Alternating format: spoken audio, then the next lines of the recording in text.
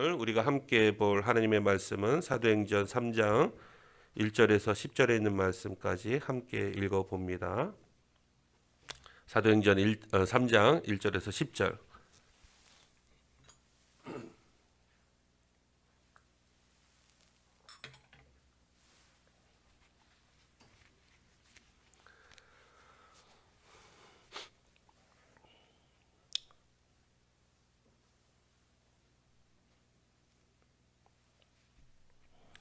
사도행전 3장 1절에서 10절 우리 다 같이 천천히 읽습니다. 시작.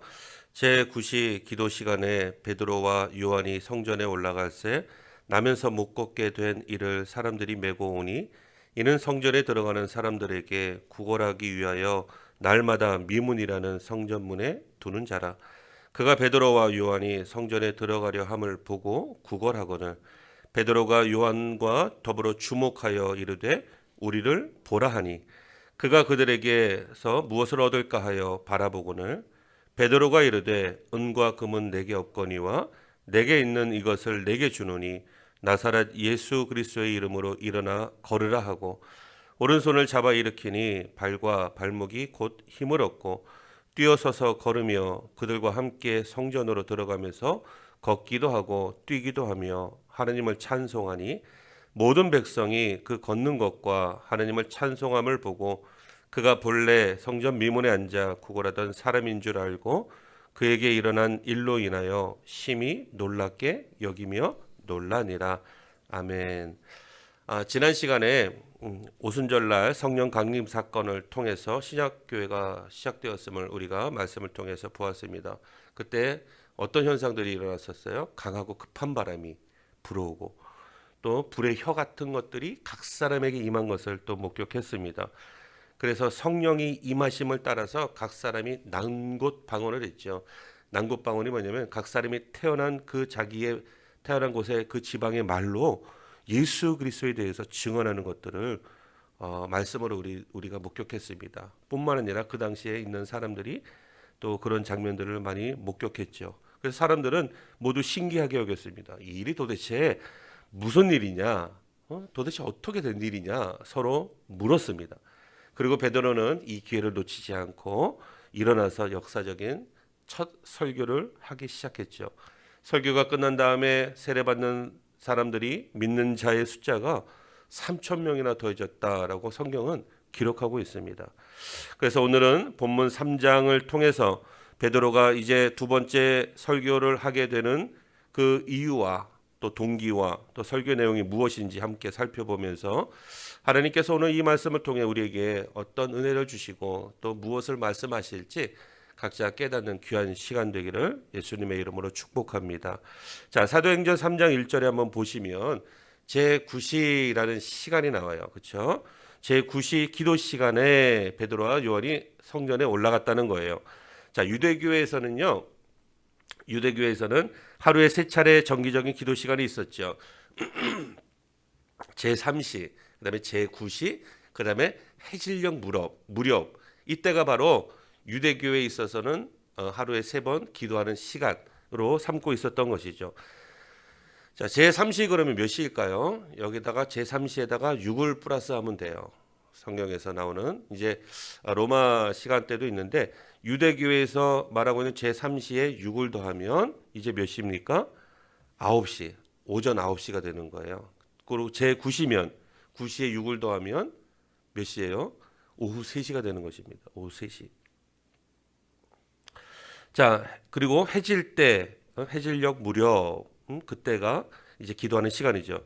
그래서 이 시간에 소위 이제 경건하다고 생각하는 그런 자들이 성전에 올라가서 종종 기도하는 시간을 가졌다는 것입니다. 그래서 베드로와 요한도 시간이 되어서 기도하러 지금 성전에 올라가고 있는 거예요. 그런데 이전에는 눈에 들어오지 않았던 한 사람을 주목하게 됩니다. 그 사람은 이 미문이라고 하는 이 아름다운 문이라고 칭해지는 성전 문 앞에 앉아서 구걸하던 병자였습니다. 이 사람을 보면 나면서부터 걷지 못했던 자라고 기록하고 있어요. 그래서 나면서부터 걷지 못했기 때문에 경제적인 사회 활동을 할 수 없었기 때문에 여기 이 자리에 앉아서 구걸하고 있었다는 거예요. 불쌍한 사람이었습니다. 4절에 보시면 이 사람이 베드로와 요한에게도 구걸했습니다. 그래서 베드로와 요한이 그를 주목하고 바라봤습니다. 그리고 우리를 보라라고 이렇게 선포합니다. 자, 5절. 그러자 남에서부터 걷지 못했던 이 사람이 베드로와 요한에게서 내가 지금 무엇을 얻을 수 있을까? 저 사람이 내가 저 사람들을 쳐다보면 저 사람들이 말하는 것대로 그들을 바라보기만 하면 무엇을 나에게 주지 않을까라는 그런 기대하는 마음으로 그들을 바라보았습니다. 그때 베드로가 3장 6절에서 이렇게 얘기하는 것이죠. 은과 금은 내게 없지만 내게 있는 이것을 내게 주노니 나사렛 예수 그리스도의 이름으로 일어나 걸으라 라고 이렇게 명령했습니다. 선포한 거예요. 그런데 이 거지가 들을 때 뭐예요? 아니, 지금 이게 무슨 황당한 일입니까? 아니, 거지는 지금 뭘 구했어요? 돈이 필요하잖아요. 돈을 구한 건데, 아니, 갑자기 난 남에서부터도 평생 동안 걷지 못했는데 갑자기 일어나 걸으라 그러니 이게 무슨 황당한 말입니까? 여러분, 이것이 우리 인간의 여러분 본성을 잘 보여주는 거예요. 본성. 여러분, 인간에게는 먹고 사는 문제가 제일 큰 문제로 생각하고 있기 때문에 그렇습니다. 사실 그 거지가 여러분 지나온 삶 속에서 지나가는 사람들한테 무엇을 기대할 수 있었을까요? 어떤 것을 기대할 수 있었을까요? 자신의 병을 고쳐줄 사람을 기대했을까요? 아니면 자신을 집으로 데려가서 먹여주고 씻겨주고 입혀주고 또 자신이 거주할 수 있는 그런 거처까지 제공해 줄 것을 기대하고 살아왔겠습니까? 여러분, 사람에게서는 그런 것을 기대할 소망이 없다는 것을 이 사람이 지나온 세월 동안 잘 경험해서 알고 있었어요. 그리고 이런 걸 한다는 것은 현실적으로 불가능한 일이었었습니다. 그렇기 때문에 그저 이에게는 여러분 푼돈이라도 얻어내기 위해서 열심히 했을 뿐이에요. 그런데 사실 이 거지에게 정작 필요한 것은 돈보다도 더 중요한 것이 있었습니다. 그의 근원적인 문제 해결이 이 사람에게 가장 필요하다는 거예요. 바로 평생 동안 짊어지고 있었던 고질적인 문제. 그것은 뭡니까? 일어나 걷는 것이죠. 일어나 걷는 거예요. 이것이 그에게 가장 실제적이고 근본적인 문제 해결이었다는 것입니다. 이 문제로 평생 근심하고 있을 그때에 바로 베드로와 요한을 만나게 된 거예요. 이 사람들을 만나서 어떻게 됐어요? 문제가 해결되었다는 것입니다. 더 정확하게 말하면 베드로를 통해서 하나님께서 그에게 선물로 주신 것이죠. 이처럼 하나님은 우리 인생의 근본적인 모든 문제를 이미 다 알고 계십니다. 전지하신 하나님이세요. 그리고 하나님을 믿는 자에게 은혜를 주시는 분이십니다. 문제 해결의 그 원인을 찾아주시고 그 문제를 해결해 주시는 전능하시고 전지하신 하나님이세요. 에베소서 1장 3절에 이렇게 고백하고 있습니다. 우리 다 같이 한번 읽어보겠습니다. 찬송하리로다 하나님 곧 우리 주 예수 그리스도의 아버지께서 그리스도 안에서 하늘에 속한 모든 신령한 복으로 우리에게 복 주시래. 아멘. 여러분, 하나님께서 우리에게 복을 주길 원하시는 하나님이세요. 여러분, 하늘에 속한 모든 신령한 복들을 우리에게 주시길 원하시는 분이세요. 그분이 우리 하나님이시라는 것입니다. 그분이 우리 주 예수 그리스도의 아버지 되시는 하나님이시라는 겁니다. 그 하나님을 믿기만 하면 여러분, 하늘에 속한 모든 신령한 복들을 하나님께서 쏟아부어 주신다는 거예요. 7절 8절 이어서 봅니다. 그런데 베드로는 예수 그리스도의 이름으로 일어나 걸으라 라고 말만 하지 않았어요. 여러분 잘 들으십시오. 말만 하지 않았다는 거예요. 예수 믿으세요. 말만 하지 않았다는 거예요. 그가 생뚱맞아서 이게 뭔가 싶어 할 때 베드로가 여러분 손을 내밀어 주었습니다. 여러분 그 거지의 오른손을 잡아서 일으켜 주었어요. 여러분 혼자 생전 일어나 보지도 못했는데 여러분 그게 익숙하겠습니까? 일어나 걸으라고 하는데 내가 평생 걷지 못했던 사람, 지나가던 생뚱맞은 사람이 예수 그리스도의 이름으로 일어나 걸으라 라고 했다고 해서 바로 일어나서 걸을 수 있는 사람이, 그런 믿음을 갖고 있는 사람이 어디 있겠습니까? 베드로는 그것을 알고 있죠. 그러니까 여러분 선포만 하지 않고 가서 손을 내밀어 줬다는 거예요. 도와줬다는 거예요. 어색함이 있지만 이 베드로의 손을 잡고 같이 일어나면 일어날 수 있다라는 믿음을 심어준 것입니다. 그러자 어떻게 됐습니까? 그 거지의 오른손을 잡아 일으켰을 때 여러분 팔과 발목에 힘이 생겨났다고 합니다. 그리고 걷기도 했고 그리고 뛰기도 했습니다. 그는 이제 똑바로 설 수 있게 되었습니다. 그러자 바로 어떻습니까? 두렵기도 하고 떨리기도 하고 설레는 마음을 가지고 자기가 들어가고 싶었던 어디 성전으로 들어간 것입니다. 여러분 얼마나 떨렸을까요? 얼마나 두려웠을까요? 얼마나 설렜겠습니까? 사람들이 나보고 빈정거리지는 않을까? 거지가 어디 거룩한 성전으로 들어왔다고 빈정거리지는 않을까? 어디 거지가 그것도 율법에 부정한 자가 거룩한 성전에 들어오냐고 핍박하지 않을까?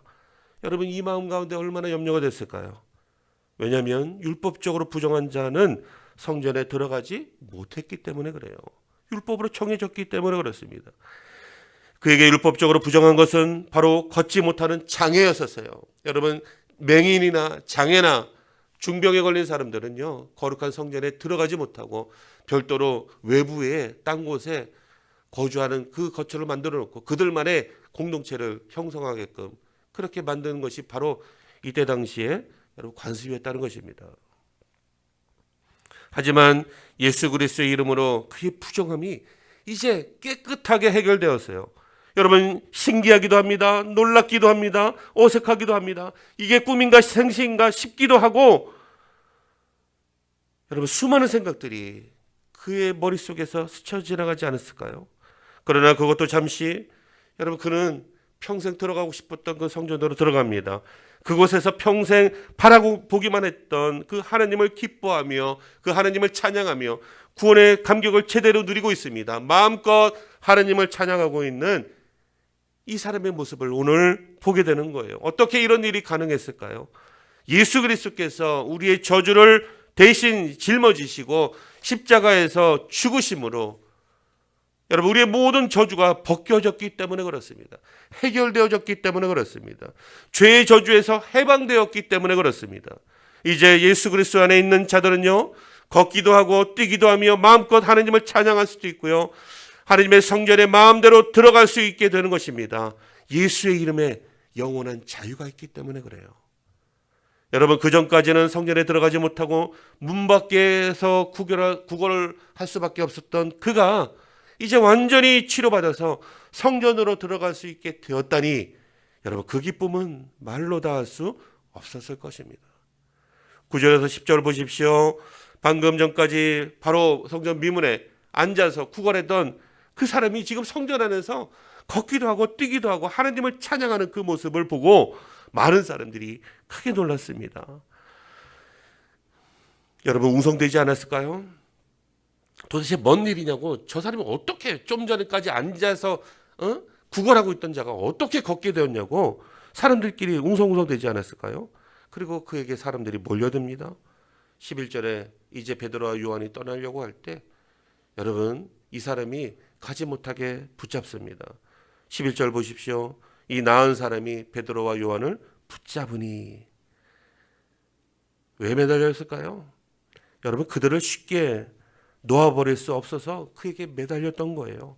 이 사람들 때문에 내가 고질적인 문제가 해결되었는데 어떻게 그냥 보낼 수가 있겠습니까? 붙잡았습니다. 오늘날 이 땅의 교회들이 이래야 되지 않을까요? 우리 더불어누린교회가 사람들이 제발 떠나지 말라고 이곳에서 떠나지 말라고 붙드는 교회가 되어야 되지 않겠습니까? 여러분 그런 목회자가 되어야 되지 않겠습니까? 그런 성도들이 되어야 되지 않을까요? 이 시대에 사람들에게 소망을 주는 사람들이 붙들고 싶어하는 그런 교회가 되어야 되지 않겠습니까?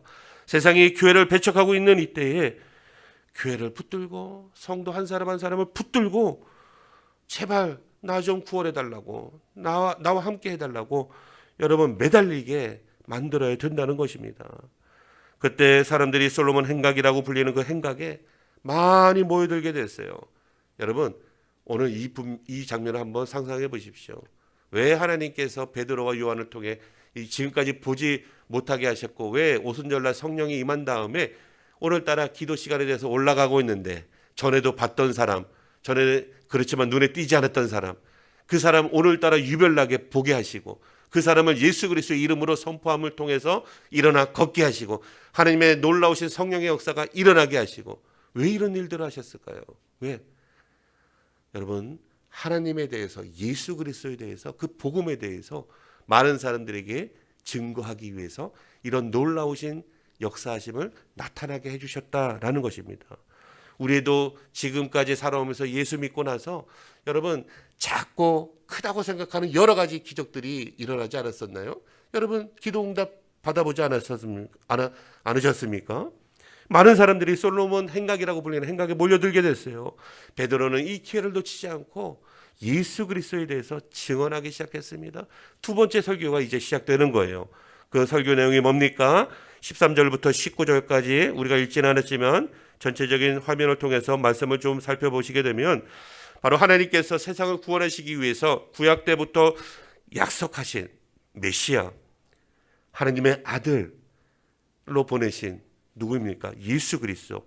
예수 그리스도를 보내셨는데 유대인들이 그가 메시아인지 알지 못하고 빌라도에게 하나님을 모욕한다. 이 사람이 하나님의 아들로 메시아로 빙자해서 많은 사람들을 현혹시키고 이탈시키게 한다라고 해서 야, 이러다가는 큰일 나겠다 싶어가지고 빌라도에게 넘겨줬어요.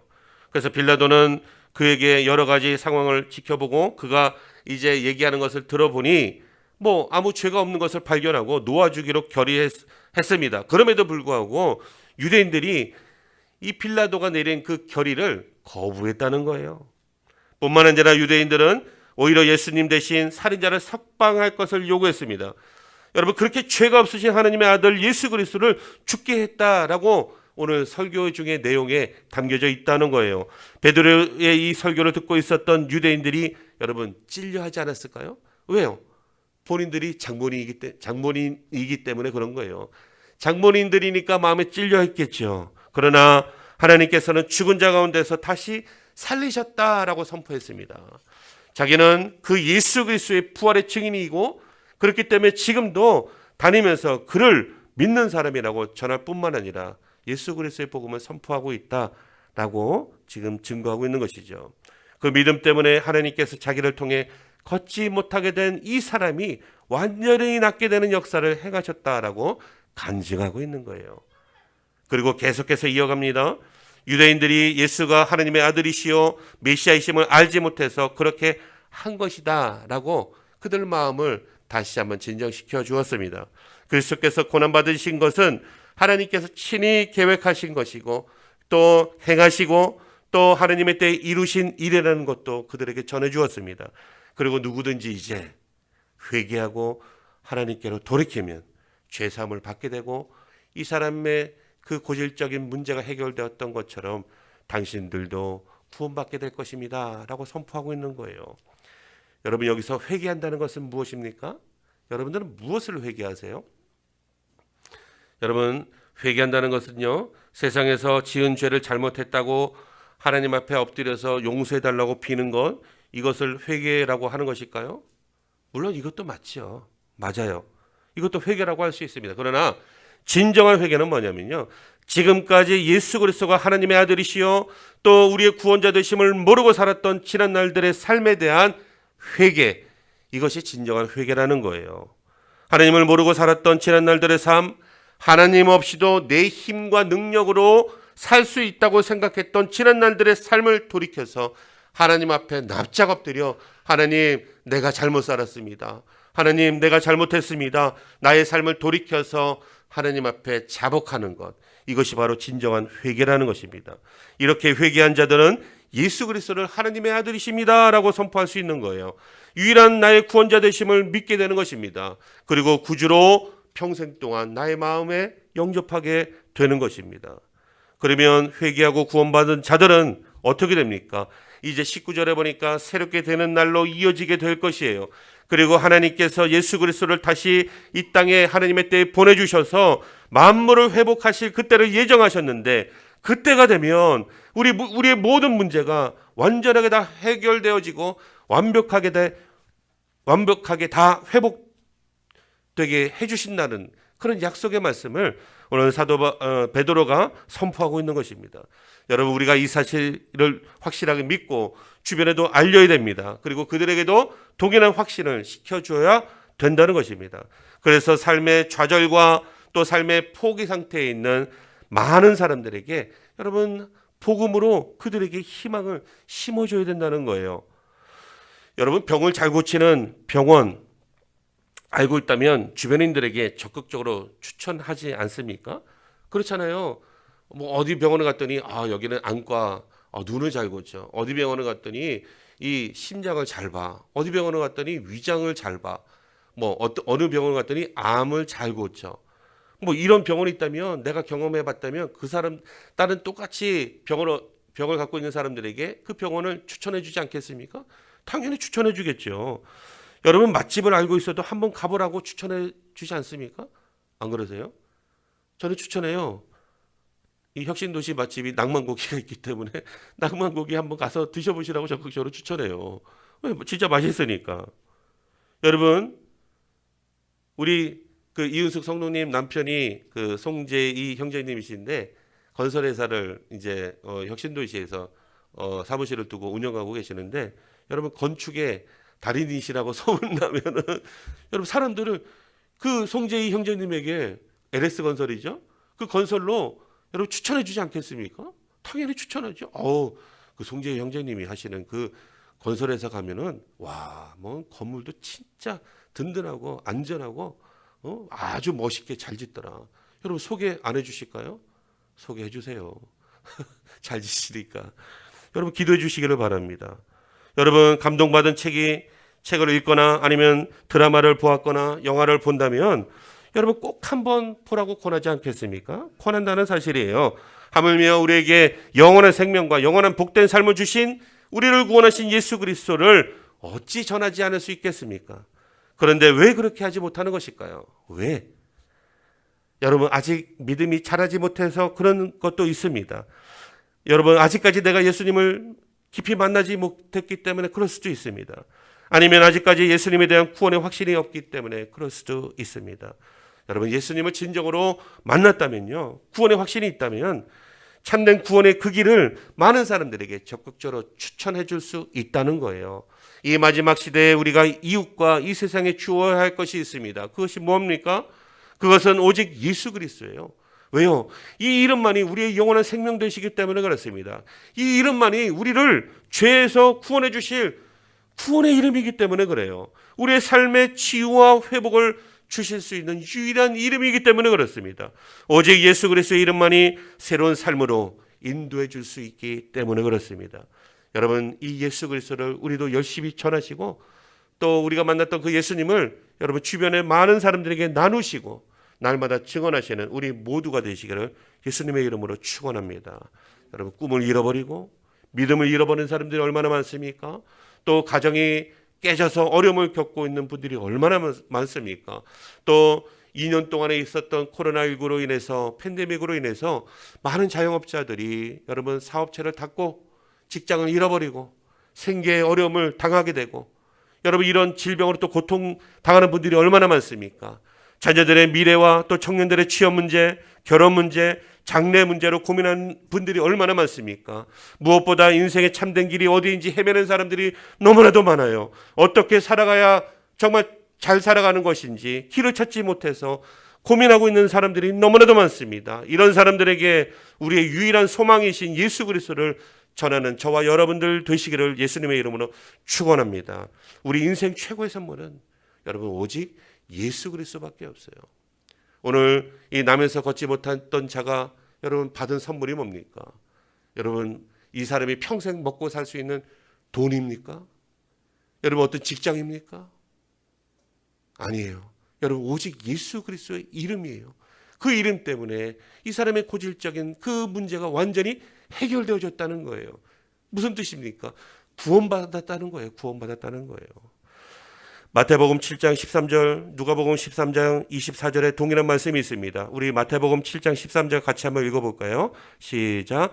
좁은 문으로 들어가라. 멸망으로 다시 시작. 좁은 문으로 들어가라. 멸망으로 인도하는 문은 크고 그 길이 넓어 그리로 들어가는 자가 많고. 아멘. 여러분 예수님께로 가는 길은 좁은 문이에요. 그러나 멸망으로 인도하는 문은 세상에 얼마나 많습니까? 여기도 구원이 있다, 저기도 구원이 있다. 여기 가면 복 받고 저기 가면 문제 해결되고 여기 가면 병 고치고 이런 데가 얼마나 많습니까? 세상에 수많은 이단들과 사이비와 여러분 잡다한 이방신들이 얼마나 우리 주변 가운데 널려져 있습니까? 그런 길들은 넓어요.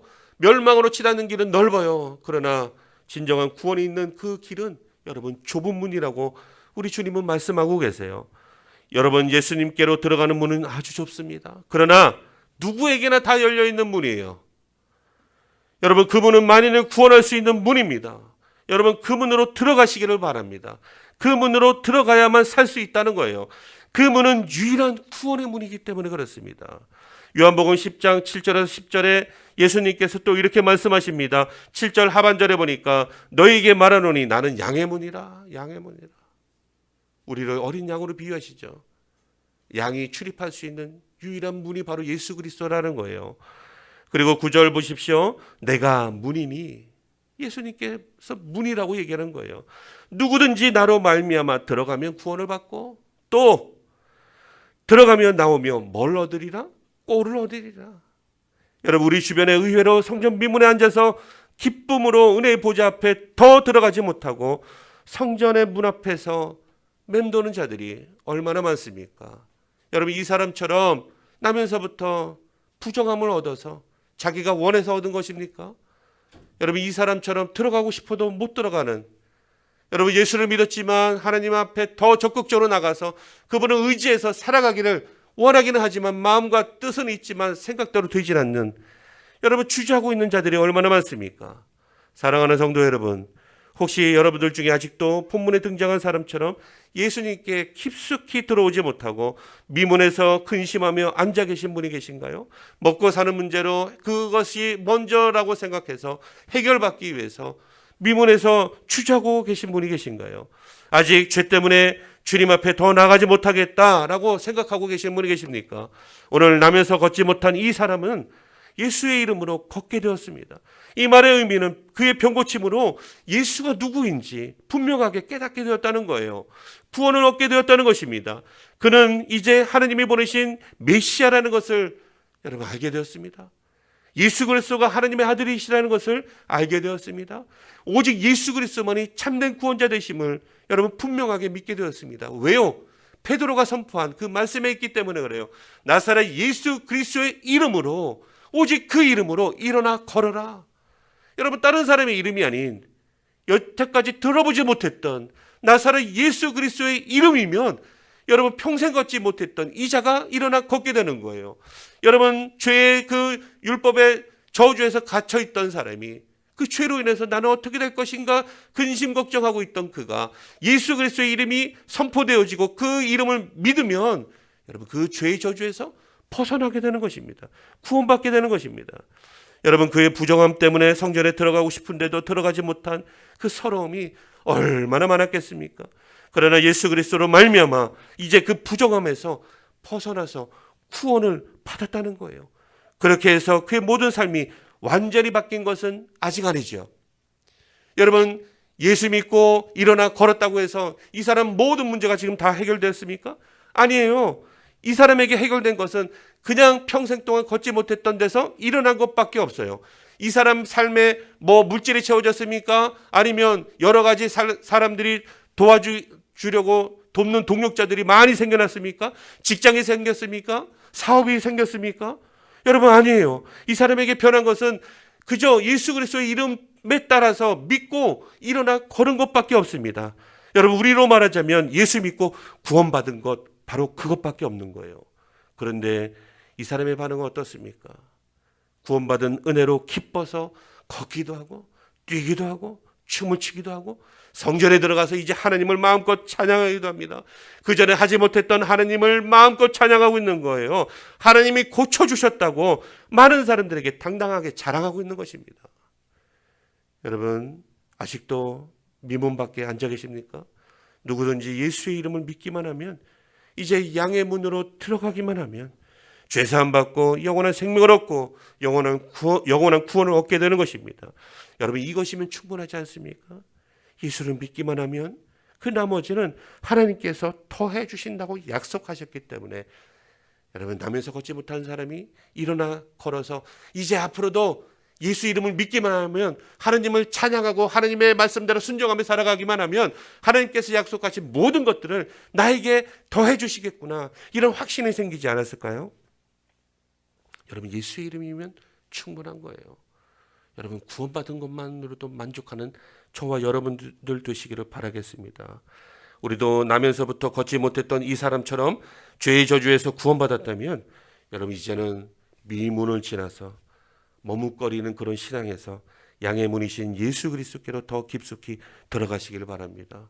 그리고 이 사람처럼 춤추기도 하고, 여러분, 구원의 감격으로 찬양하기도 하고, 하나님을 높여 여러분 예배로 나와서 예배하기도 하지만 우리의 삶으로도 여러분 하나님을 믿는 사람으로 드러내시는 삶의 예배로도 나아가시기를 축복합니다.